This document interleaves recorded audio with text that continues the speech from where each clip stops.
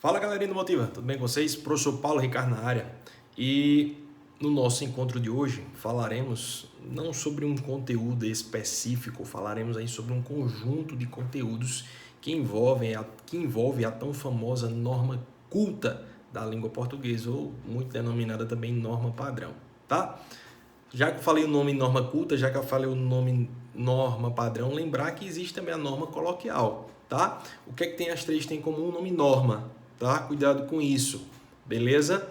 A gente vai fazer um apanhado aqui, uma retomada dessa ideia de norma para chegar aí nessa ideia da norma culta. A norma, o que é norma? Aquele conjunto de regras. Já que eu estou falando de norma culta, norma coloquial ou padrão associada à língua portuguesa, ou seja, um conjunto de regras que regem a língua portuguesa. Regras essas gramaticais, regras que regem a organização estrutural de composição, de formação, de uso da língua portuguesa, seja de maneira falada, seja de maneira escrita.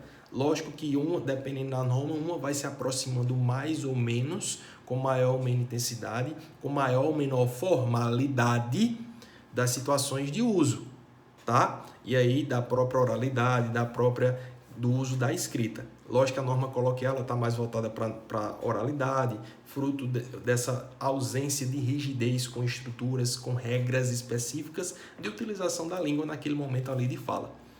Ao contrário, quando eu já faço uso da norma culta, naturalmente se faz uso da norma culta em situações que os estudiosos costumam chamar de situações mais tensas, ou seja, situações de maior monitoramento de uso da língua, ou seja, tende a ser em situações mais formais, tanto de maneira oral quanto de maneira escrita. Onde é que eu quero chegar? Lembrar que eu posso usar a norma culta, a norma padrão, ou seja, aquela que mexe com regras mais tradicionais de uso da língua, tanto na modalidade falada quanto na modalidade escrita. Nesse exato momento, por ser uma situação de maior formalidade, lógico que aí não tão próximo a uma situação, por exemplo, de uma defesa de um trabalho em uma universidade, ou em uma situação comunicativa bem mais formal, tá? Como às vezes os ambientes jurídicos. Então aqui eu tenho uma certa tem uma tensão, né? Mas aí eu tenho um maior controle no uso das minhas palavras e nas utilizações estruturais, ou seja, nas utilizações linguísticas que eu faço do uso da palavra. Beleza, gente? Tranquilo? Então, lembrar que a norma culta, óbvio, que o seu uso mais tenso se prende muito a situações voltadas para a escrita, mas eu posso fazer tranquilamente o uso da norma culta na oralidade também. Óbvio que fruto da oralidade, seguir à risca, literalmente, todas as regras gramaticais, você fica bem mais com dificuldade. Até por fruto da própria oralidade, as características que compõem a própria oralidade que vocês sabem tão quanto eu. Beleza? Estou fazendo essa discussão para que a gente lembre que existem outras normas que compõem a estruturação da língua portuguesa e uma das muito cobradas por nós, inclusive vestibulares, simulados, provas, é a própria norma culta. E falando da norma culta, a gente associando essa ideia de cobrança, exigência, de reconhecimento e uso, em sua modalidade escrita, pensamos claramente na questão da redação do Enem. E aí temos aí um ápice de uso, que é aquela gramática aplicada. É uma gramática extremamente difícil, complicada de você conseguir dominar e assim fazer o uso. Justamente porque ali eu tenho um momento, uma situação que eu tenho que escrever um texto que é bem mais difícil do que falar um texto. Falar é espontâneo, escrever me exige o quê? Monitoramento, expressão muito utilizada pelos estudiosos, uma situação na qual eu tenho que ter um monitoramento do que eu estou utilizando ali na construção. E ainda seguindo determinadas regras que já são postas, que aí configuram a norma culta. Beleza? Falando da situação do Enem, eu vou utilizar claramente a questão da norma culta, que me envolve tensão.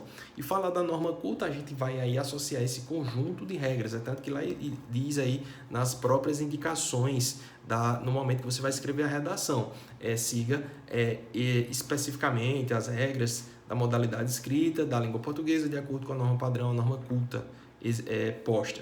Então, falar disso é lembrar daquele conjunto de regras que regem a modalidade escrita, especificamente a norma culta, que vamos aprendendo ao longo da nossa formação, desde o ensino fundamental, vamos vendo essas regras, aprofundamos no ensino médio e revisamos no ensino médio. E falar dessas regras, como eu já disse, é associar a questão da própria redação, e aí eu trouxe hoje justamente para lembrar para vocês especificamente que regras são exigidas no momento da redação. E depois a gente realmente colocar em prática, revisando alguns textos e trechos de textos nos quais há a inadequação a essas regras, são regras que não são atingidas, cumpridas com eficácia e que são muito comuns de vocês até muitas vezes reproduzindo esses mesmos erros. Então, a gente acaba revisando essas regras por meio dos textos, aplicando, reforçando, aprendendo essas regras e aí não nos deixando levar para o dia da redação e assim reproduzi-las. Então, vou mostrar aí para vocês as regras mais comuns não, mas assim, o que o Enem posta, pede enquanto regras e ele aponta como maiores indicações de problemas que devem ser evitados, né? E como assim são penalizados muitas vezes fruto daquela situação e sendo como problema eles serão penalizados. Vou mostrar uma listinha básica aí para vocês e aí vou explicando cada um deles, mas nada de outro mundo. Porque como eu já disse, a gente aproveita porque são conteúdos que vemos ao longo de um grande tempo e vamos aprendendo, vamos revisando e agora chega um grande momento que a gente precisa fechar esses elementos e ir revisando de maneira pontual cada um deles, principalmente quando a gente estiver analisando os próprios textos. Então não tem maneira mais prática do que revisar conteúdos gramaticais do que numa própria redação, num próprio texto, porque fica bem mais claro e prático. Beleza, gente? Tranquilo? Aqui eu estou mostrando na internet. Foi um material disponibilizado pelo próprio INEP no início do ano, que é aquele material de capacitação dos professores. E aí vou mostrar basicamente para vocês o sumário desse material. Nesse sumário desse material, que envolve a competência 1, já que a gente está falando tanto da norma culta, só para situá-los, aí ele vai listar basicamente, as principais duas situações em que o aluno tem que estar atento à questão da norma culta. Vocês estão vendo primeiramente dois tópicos, né? O tópico 2 e o tópico 3. Então, estrutura sintática e desvios. Estrutura sintática e desvios. Então, eu já chamo a atenção de vocês para esses dois pontos.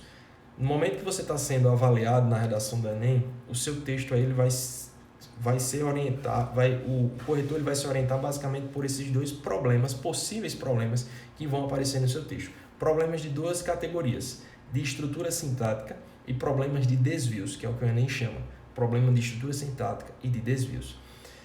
Especificamente, Paulo, o que é que se trata de estrutura sintática? Qual o problema? Aí nós temos aí problemas de truncamentos de períodos, problemas de justaposição de orações e problemas de excesso, duplicação ou ausência de palavras. Paulo, explica pra gente o que é que significa isso aí. Truncamento de períodos. É basicamente o que, gente? Quando você está lá escrevendo e por algum motivo você coloca um ponto ou um elemento que fecha aquela ideia, naturalmente, fruto da redação, a gente tende a demarcar isso basicamente através de um ponto e não com outro sinal de pontuação. Então, 99,9% das vezes você vai demarcar o final do período com um ponto. Então, por isso que ele é truncamento de períodos. Olha o termo, truncamento de períodos. Então, ali, quando eu uso determinado ponto, que ali não precisaria, ou seja, deveria seguir a linha de raciocínio do período como um todo e não dividir o período ali. Então, é o que ele chama de truncamento de períodos. Traduzindo, quando eu faço uso de um ponto, fechando, quebrando um período que não deveria ser quebrado. Beleza? O segundo ponto é a justaposição de orações ou períodos. É justamente o contrário.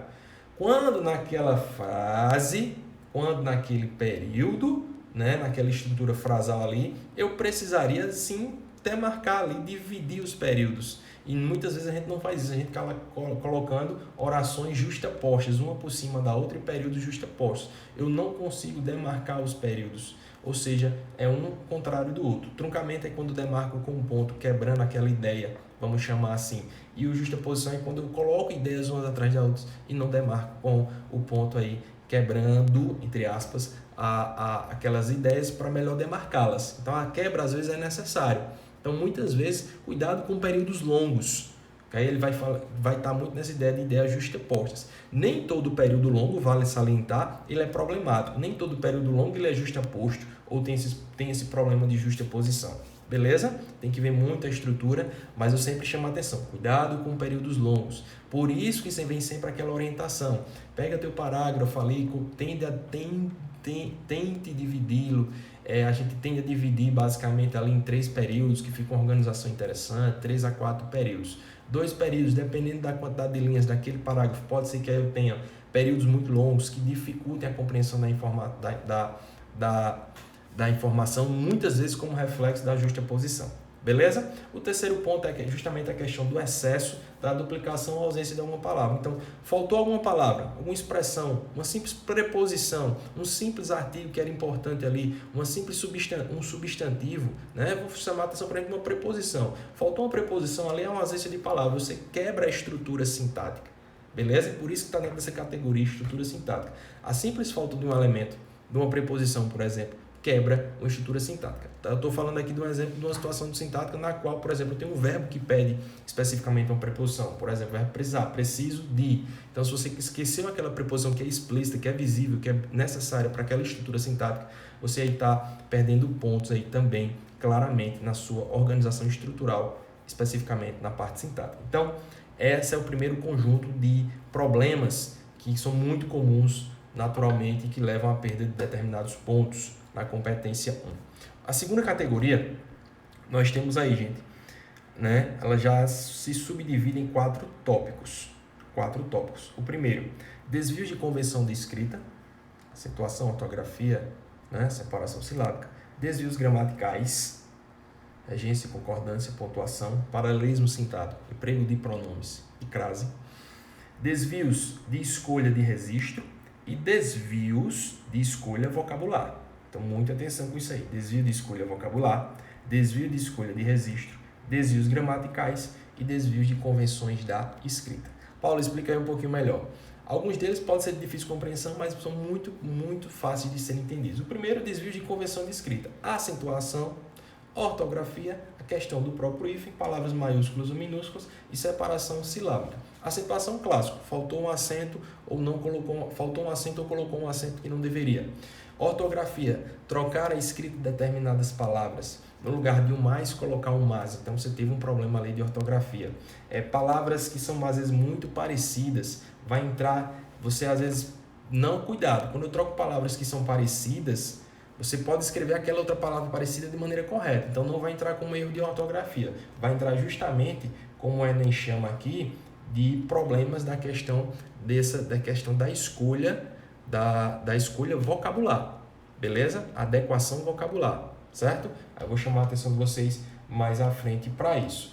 Voltando aqui, só um minutinho.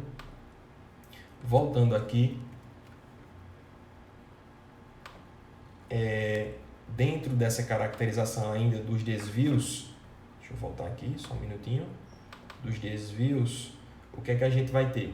A questão do próprio hífen, cuidado com palavras. Eu acho muito difícil, não é impossível você escrever uma palavra que tem um hífen, né? Já venha, por exemplo, bem-estar, é uma palavra muito comum. Bem-estar e bem-estar tem hífen. Então, aquela palavra, ela obrigatoriamente precisa ter hífen. Paulo, se eu precisar dividi-la. Se aquela palavra tem hífen, você está escrevendo bem em uma linha, coloca o hífen e demarca na segunda linha com hífen também, para saber que aquela palavra ali ela é formada por hífen. Beleza? Se tiver uma palavra que ela não é formada por hífen, na hora de você translinear, que é justamente dividir e separar a sílaba, coloca lá apenas o tracinho do lado ou embaixo para demarcar que aquela palavra continua na linha de baixo, beleza? Agora lembrando, se a palavra tem hífen, você tem que colocá-la assim, tá?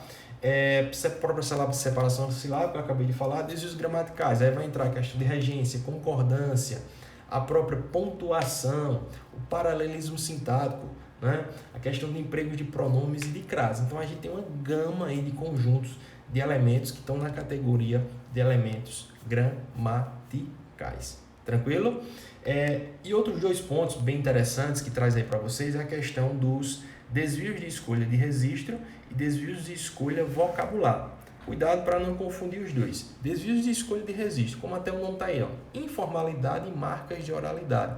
Então, expressões que são típicas da oralidade, tipo as abreviações, etc. Tá? Alguns jargões, alguns ditos populares, muitas vezes tem que ter muito cuidado, que são marcas muitas vezes consideradas informais, ou seja, marcas de oralidade. Tá? E outra situação são o uso de palavras ou escolhas lexicais imprecisas. E eu chamo muita atenção de vocês para isso, para 2 situações basicamente, como até nós já discutimos e falamos muito. Colocar sinônimos muitas vezes que não representam aquela situação que você está dizendo, ou um substantivo, uma palavra que esteja clara aquela relação temática, vai poder se encaixar sim nessa situação de escolha vocabular imprecisa. Outro ponto é a questão das palavras que nós chamamos de palavras parônimas. Parônimas, palavras parecidas, tá? Ratificar, retificar. Então você colocou uma palavra aí que fugiu totalmente do contexto em que você estava abarcando. Então tenhamos muito cuidado, porque senão aí vai entrar nessa questão da imprecisão vocabular. Beleza, gente? Tranquilo? Então, era isso que eu tinha para dizer para vocês.